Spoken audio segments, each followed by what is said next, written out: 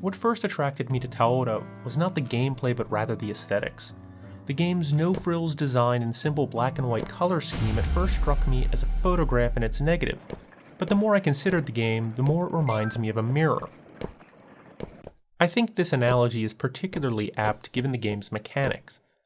At its core, Taora is a puzzle game.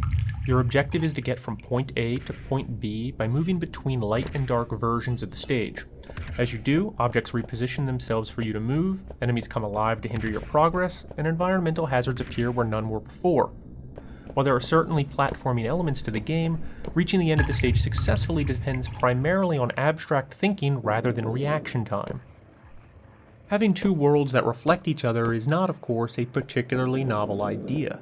Zelda: A Link to the Past did it, and the entire Soul Reaver series is based on this premise, just to name a few. But what sets Taora apart is its sheer simplicity. Apart from its Spartan aesthetics, stage design itself is relatively straightforward. Each stage is divided into a series of smaller, self-contained puzzle sections. Completing one section spits you out into the beginning of the next, and completing that one lands you at the start of another one, and so on and so forth until you've incrementally reached the goal.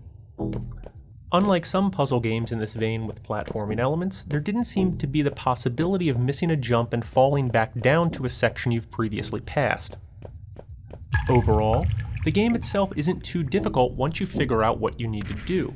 There's no time limit pressuring you to advance, so you can take your time if you need to, and each stage is liberally peppered with checkpoints that save your progress after navigating past each puzzle section in the stage. My only major complaint is that the game is too short. Given the packaging, this isn't a demo, but the game clocks in around 15 minutes, and without a timer or difficulty modes to push players to challenge themselves after completing a stage, there isn't really much reason to pick it up again after the first run-through.